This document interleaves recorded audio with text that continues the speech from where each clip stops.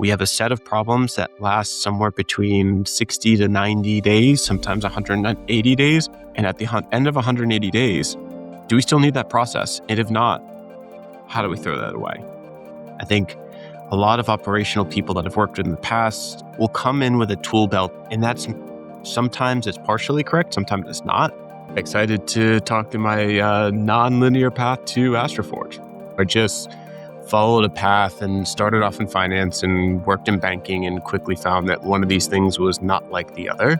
I didn't know what to do with that after banking. And so the closest approximation I could get was, hey, I'm going to go work for a venture philanthropy fund. And I just became addicted to the compressed need for a group of individuals to create a shared model of an undefined problem space.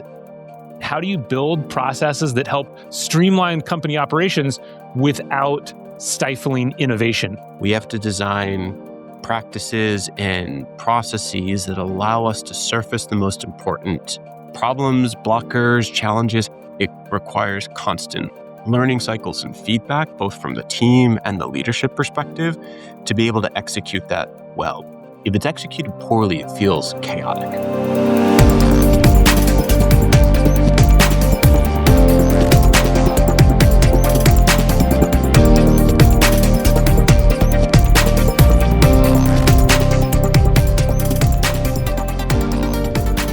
Hello and welcome to the Leadership Launchpad, where we talk about actionable insights for leaders in aerospace, manufacturing, defense, and the rest of the hard tech ecosystem. My name is Matt Jertson, host of this podcast and founder of Built, where we are training the next generation of hard tech leaders how to build high-performing teams.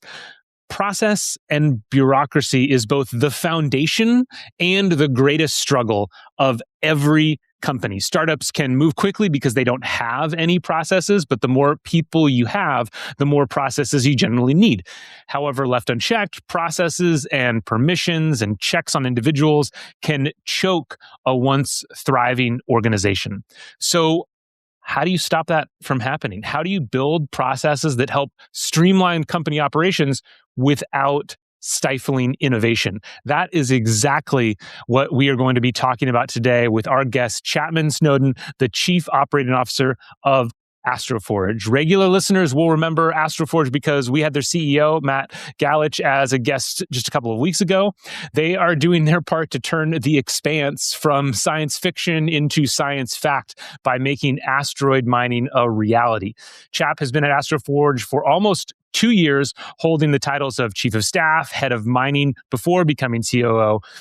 These are all roles I would have never expected based on his background. Chap spent much of his early career in various parts of the education industry, making software and interactive instructional content and working as an online education specialist at Google. He then co-founded 2 different financial software companies before joining AstroForge in 2024.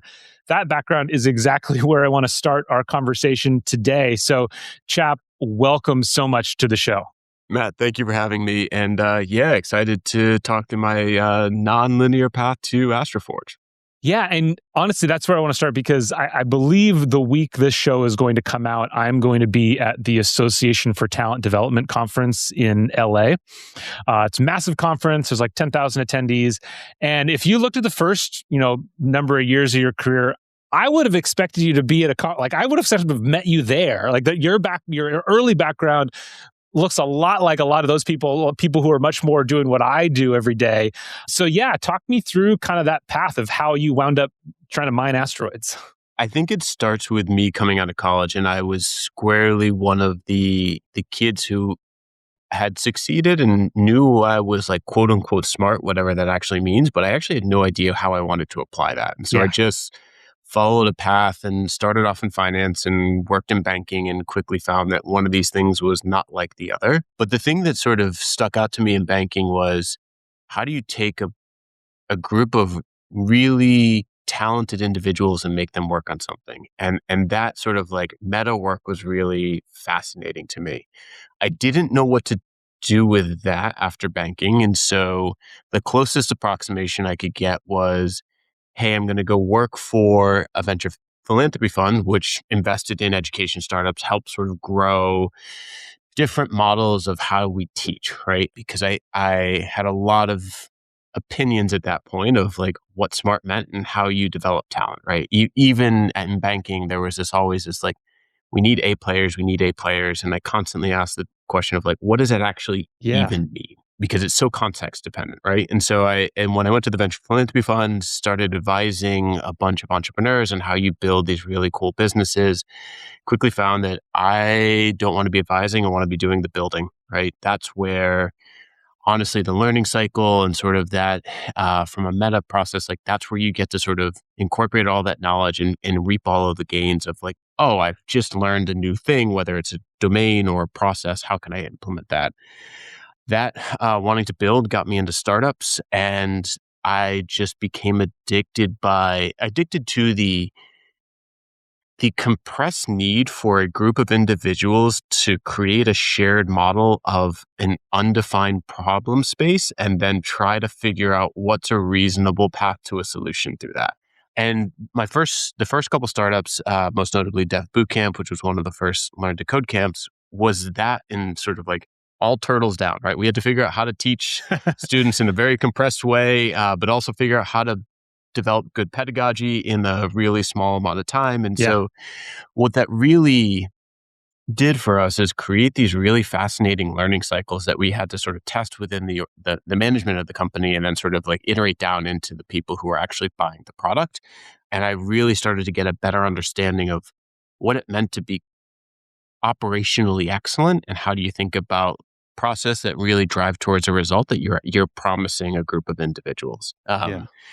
Made my way to Google, working on some very similar things where it was, effectively, how do you identify talent and intelligence from afar, right? So Google had this problem of it's really easy to find the folks from Berkeley and Carnegie Mellon. How do you find the really smart kids that go to small state schools, community college, that don't have the sort of pedigree or the resume that would otherwise sort of indicate that, but what are the behavioral indicators of that?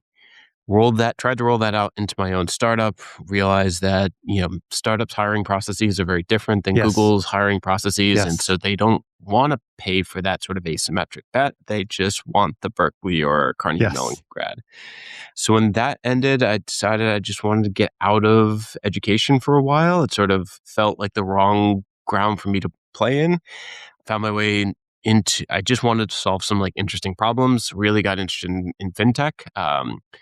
Spent 4 years building a company that eventually got blown up by a funding deal that went wrong. And in that same year, I had lost my dad as well. And it was a real reset year for me. I was like, great, I've spent the last, at this point, 15 years building in a direction. What if I just ripped the Band-Aid off and went in an entirely different direction? And around that time, Matt had actually reached out to me because we were both YC founders and had a role that, to be frank, I wasn't quite interested in. And I told him that on the call, but I was like, I got to imagine you have a whole slew of problems at an asteroid mining company. I love what you're doing. Be happy to figure out a way if I can help, if so. And that was August of 2024.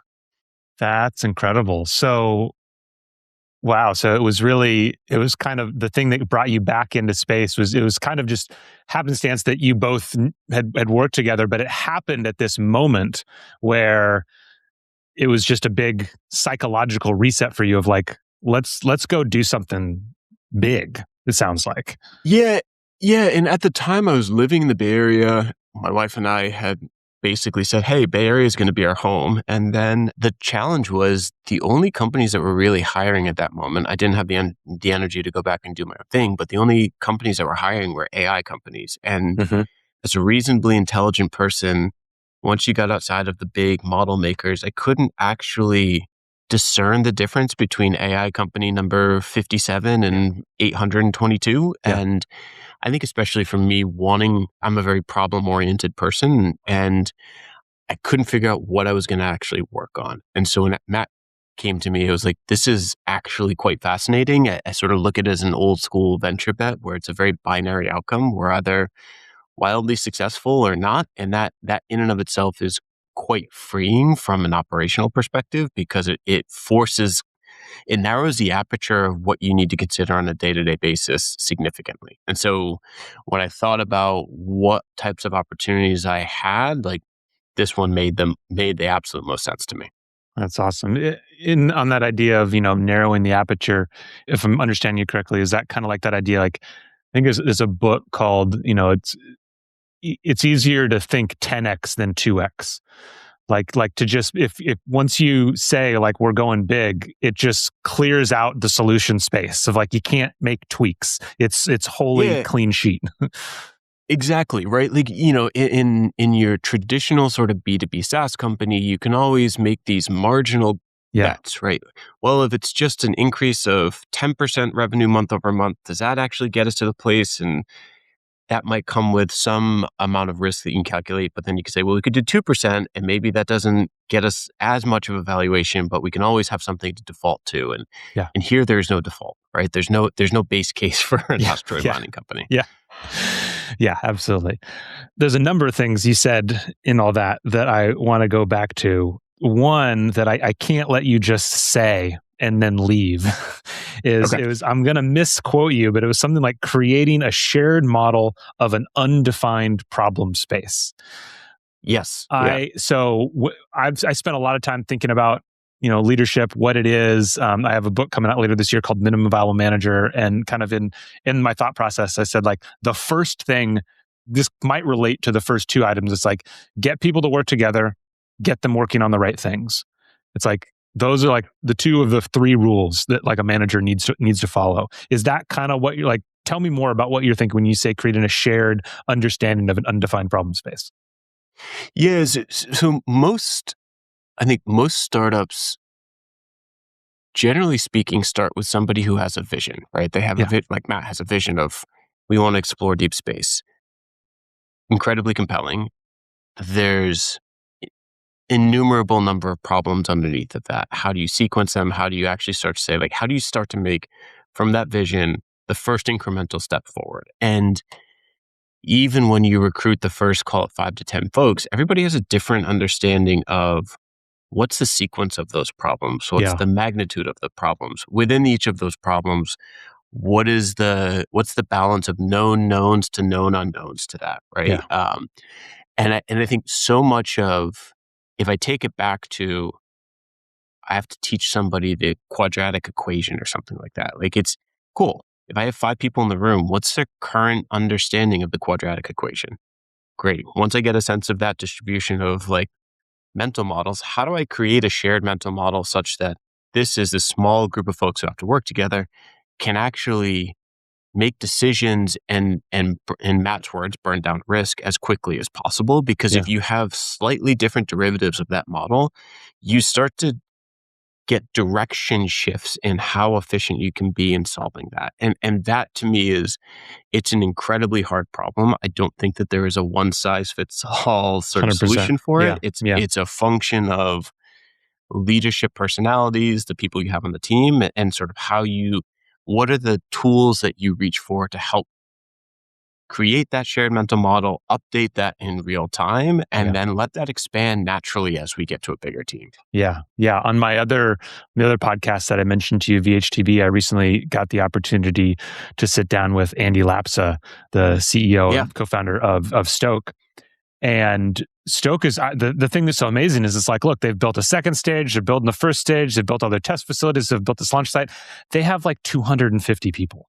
Like it's crazy. And I think it is all, it's staying aligned. It's creating a shared understanding of what is the order of operations. How do we minimize it? He talked about kind of their methods that they use there. And I totally agree with you. There isn't a one size fits all. So I'd be, like, how do you think about this at AstroForge? How do you keep people going in the same direction? How do you try to create that shared understanding? Yeah, this is an interesting challenge, to be very frank, because this is the first time that I've really had to implement these changes at a time in which I'm not in the driver's seat, right? Matt is obviously in the driver's seat here. And so this is you've probably already discerned and probably will continue to discern through the rest of this podcast. Matt and I have wildly different personalities and also very different ways of operating. And so... And he is a strong personality. very strong personality, Yes. right? And so learning how to, I think for he and I, the sort of predecessor to anything that we can call sort of like operational excellence is learning how to disagree very quickly, right? And we don't always agree. And so I think we've had to spend a lot of time, and it was nice to be able to do this as chief of staff where like my main goal was to augment his ability to lead, right? So I got a good amount of time to understand how he operates. Now we operate as peers. And so I have to sort of exert my own lens or sort of cadence on how I think about execution, anything from like how we recruit engineers to how we sort of organize our internal schedule. So I think the predecessor is always making sure that the leadership team has a shared language on how we disagree and how we move through those disagreements, because not every disagreement is going to be resolved. And so we need a way to just simply say, at this moment, like you and I disagree on this, but if there's not a solution in sight, we have to choose a path. Because if we stay in this sort of suspended zone, we won't actually be able to accomplish anything. So I think that is sort of really sort of the first important ingredient. I think the second ingredient is, what is it that we're actually designing around? Matt is very clear that on speed. The speed of execution. And I think that is more true than it's not, especially for a type of company like ours that has so much risk associated with it.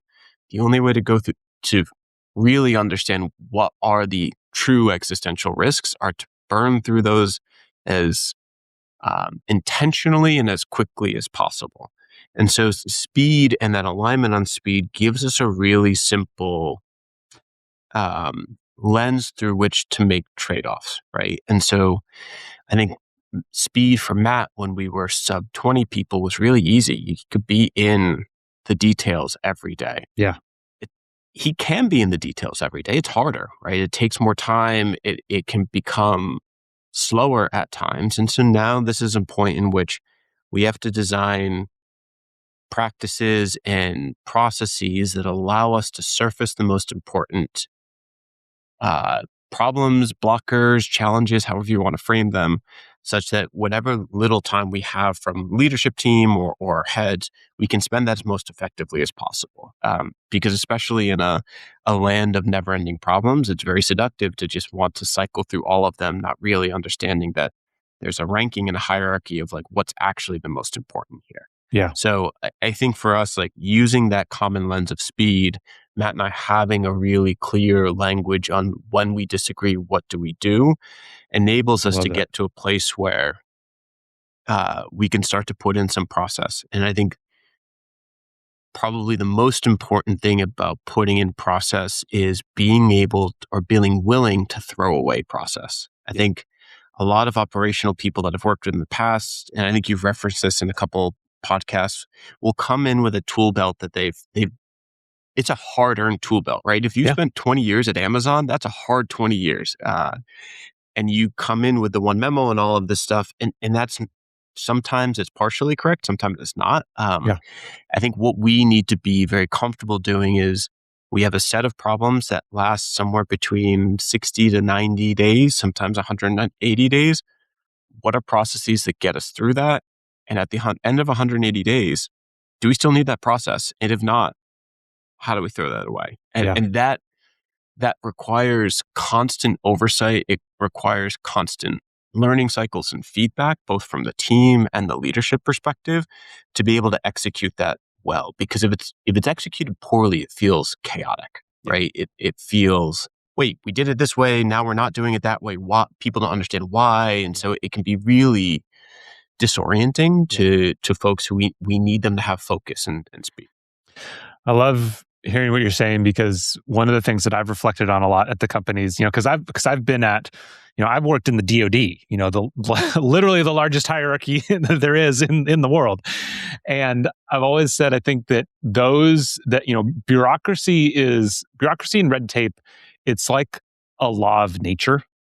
And the companies that are most likely to succumb to it or get controlled by it are the ones that most disdain it, because they are the ones that don't pay attention to it, that think they can just make decisions and move on, that it doesn't need to be there. And so they never put in a process for reviewing processes or don't have a process for removing processes and things. And so it just gunks it up. And so having that deliberate focus on it is so essential. I think this is a perfect time for me to bring in, so for listeners, the reason why I wanted to have Chap on was at AstroForge, they have their own podcast called Roid Rage that I highly recommend. It's kind of like an under the hood look at what they're doing over there. And a couple weeks ago, listened to an episode that was all about minimum viable process. As soon as I heard it, I was like, oh, sweet. I love it because, I'm naming a book that's kind of similar to that and everything. But I'd love to start with just, because we were just talking about all this process. People can go listen to the episode. We don't need to rehash the whole thing, but I'd love kind of a primer of, from you, what is a minimum viable process and why is it valuable? Yeah, I think a minimum viable process to me it's the simplest articulation of a set of steps, people, and tools that need to be visible or legible in an organization to make something get done effectively, right? And so this can be as simple as when we want to tweet out a picture from a vibe test, where do you get the picture? Who's taking the picture? What's the scope of that picture? Where does that get shared, right? I'm using a very overly simplistic example here because it's nice because these are not complex tasks. They're not always even unbounded tasks, but they're tasks that are repetitive and they build up a lot of friction. And oftentimes I think these tasks can get woven into what has been described as sort of tribal knowledge. And tribal knowledge, once you get past, I don't know, call it 10 to 15 people, succumbs to the age-old sort of Achilles heel of the telephone game, right? Yeah. And so then you get, well, so-and-so told me to do it this way, but now maybe we're doing it that way. And there are moments in time in which that can be frustrating. But when you get to a place where we're now 60-something people, it now holds us back, right? Because we play that multiple times a day within teams, across teams, around a number of things ranging from where do we find the photo to tweet out to, hey, how do we actually document this test or procedure that we have to put in Epsilon 3, right? Yeah. And so the way for me to approach this is I just sort of think about it as building software, right? I have to sit down and talk to people about like, what do you spend most of your day on doing that you don't think you should be doing, or what causes you friction? And I think when you find things that are repetitive tasks that cause real pain, that slow down due dates or require somebody to shift the amount of attention to a task they shouldn't be shifting attention to, that's a really good sign to put in a really lightweight process to say, this is now our shared or agreed upon method of doing it. We know where to host it. It will change, but it's a reference point that we can use as we continue to sort of wrap our head around what is it that we actually need to solve and what are the top priorities for us. How did you kind of come to this understanding of thinking about, I have to believe, I mean, when I heard you in this other, even listening to you now, when I heard you in the other show, I just kept thinking of, the instructional design process and when you're teaching people and needing to break things down. I have to believe that time you spent thinking about educating others plays a big role in how you think about systematically breaking things down like this. Yeah, it's, I'm going to speak in very broad strokes right now. A failure pattern for instructors in a traditional education environment, as well as ops leaders in startups, big companies, is to think that you have a captive audience and therefore you don't have to treat them as a customer, right? Like I have 30 kids sitting in front of me for 45 minutes. I have people who have to come for this training. I don't have to think about the scope and the efficacy of this training. This is my 30 or 45 minutes to dole some amount of information out there. I loathe that. To the inner core, because everybody has a choice, right? Like I have a choice whether or not I should sit through this training or not. Like I have a choice whether I should pay attention. And when you have that choice, the person who is instructing in this example needs to take that into the design process. And for me, I think that what that oftentimes means is starting as simply as possible, such that the production value doesn't get in the way of what the actual content should be. And it enables me to strip out all of the extra fluff and do what you would traditionally call like checks for understanding, right? And make sure that we're sort of building upon the sort of scaffolding that all of these students, employees, coworkers have, because it's respectful of their time and where they are. And I think if you meet people where they are, building process, building pedagogy always becomes way more effective than if you just say, here's the handbook from insert any training manual, and we're just going to start on page 1. Yeah. Yeah. I think it's interesting. I'd never quite made that connection before, but it is so true in, creating, especially, like mandatory trainings that are required by regulations and stuff. Those are always just atrocious and terrible for that exact reason. But then you switch it to when I think about, I still do time in the reserves and I think about the military. And so often that's the challenge there too, is when you see these processes, it's clear that they're, and I see this in large organizations as well, like with the software and the processes they have to follow to document things in their software. It's clear there's just not an inherent valuing of every individual's time, or else you wouldn't have, I think, to use another learning software example, there's this one learning management system that a lot of companies are forced to use simply because it's attached to an HR system. And I had it at my last company.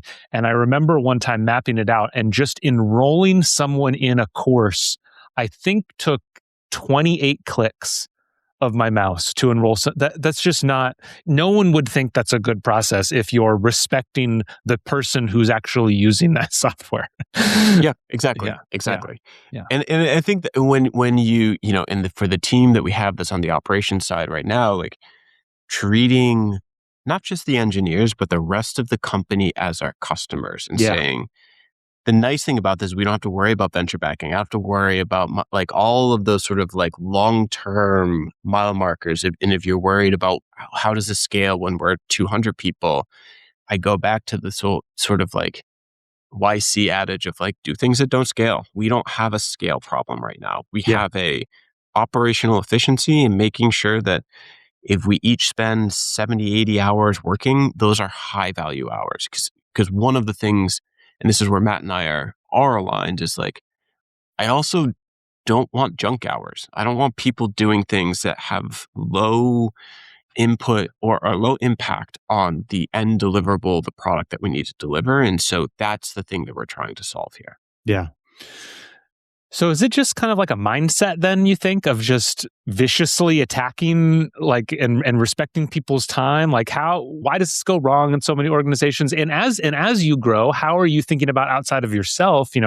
You're, I'm sure, at the point now where you're starting to hire leaders and you'll have leaders of leaders. And how are you thinking about making sure that this kind of mindset or process for making processes stays in the culture as you continue to grow? I mean, I would love to hire an army of mini-me's, right? Because that would make my job so much easier. I don't think they exist, and arguably we probably don't want more of me. To me, the simplest and most effective way that I have seen larger groups of people, so when you get into, measuring people in the tens, is give people really simple sort of X over Y frameworks to make decisions. Because I think if, like, even just to say we prioritize speed here, it's like, great, over what? So if the priority is speed, but I know this thing is going to break, do I make that trade or do I not? And on an engineering perspective, like, we do have some feedback where we can say, no, if the spacecraft doesn't work, we can't make that trade. Yeah. From an operational perspective, it's harder, right? And so a lot of times what I will do with our teams is just give them, and like, you can have no more than 3 or 5, because I think at that point, then you've either hired the wrong people or you're safeguarding against something that you haven't actually articulated yet. So as a simple one, I prioritize frequency of communication over clarity of communication. I'd rather have you come to me multiple times than wait 2 weeks to say, great, I've got this perfect note that I can now send to you. Because oftentimes in that perfect note, something happened on a decision gate that we probably should have talked about, even if you were right or wrong. And so it's an important lens when I give somebody a task or somebody has a project and I say, great, like, remember, I prioritize like consistency and frequency of communication over perfect communication, because the more surface area I get, the more I actually get to see into your process. And I also get to build trust, right? I get to build trust with somebody that you don't have to bring me a finished problem. I'd actually rather you bring me a imperfect solution. We can talk through it and then have fewer, more frequent touch points there. Now, this is a great example of like, that doesn't work at Google, right? That doesn't work at SpaceX at this point. Like, there are times in which you actually have to have cleaner interfaces and handoff of information. But for us, that's a really clear trade that I can make with sort of the ops team as we build out all of these to say, how do we ensure that we're building the right processes for the company and also modeling those as well? Yeah. Yeah. I love that kind of idea of you, because as you were talking, the thing that came to mind to me is kind of like, value, cultural values and things like that. Mm-hmm. And one of the things that's challenging in so many company values is that they don't mean anything in the sense that you can read it and you can like, yeah, I can just kind of apply that to any situation. And if your values aren't helping you make decisions day to day, then they're not doing anything. And so by setting up those dichotomies of this over that, it makes it really clear what you're talking about. When I work with a lot of my clients, whenever we're making courses, I have to kind of have like almost like a come to Jesus meeting at the very beginning when we first start working together of saying like, look, I'm going to bring you stuff that has typos in it because we're not judging that right now. I need you to give me feedback on the ideas in this, not the spelling and grammar. So just ignore that and focus on the ideas. If they're a client that can't do that, which we've all had that director who will find the missing period on slide 35 and derail the whole meeting, like they exist, but you have to set that out so that everybody knows where you're starting from. Yeah, exactly. Yeah. Awesome. I feel like I could just keep asking you more questions here because we hardly dove into the fact that, the what are some of the other attributes that you think are effective? What are some of the things that for leaders, what are some of the common pitfalls? Because it is such a challenge. But I think really what it boils down to is really making sure it goes back to that the first quote that I started of, how do you create a shared model of an undefined problem space? Because so much of, I think, the bad processes and bad bureaucracy start from, just like bad instructional design, honestly, from the fact that we don't actually know what we're solving for. We're creating processes where we haven't done enough reps, we're not mature enough, whatever it is. And so that's why I love this minimum viable process idea of, it's like, let's be very clear about what we know, what we don't know, what we can build process for and what we can't build process for, or else we're just wasting people's time. Yeah, exactly. And I think this is a hard thing, especially in an early stage company. Part of what being willing to go and be in what is like fundamentally sort of a fluid environment from a rules perspective is to sit in that discomfort. And I think especially anybody who has been more than 10 or 15 years into their career, you've assembled all of these scars from fluid or non-fluid environments and said, well, I don't want to be back there anymore. And and so you put all of these protectors around yourself to say, well, I know how to have a really hard conversation with an employee in the context of Google.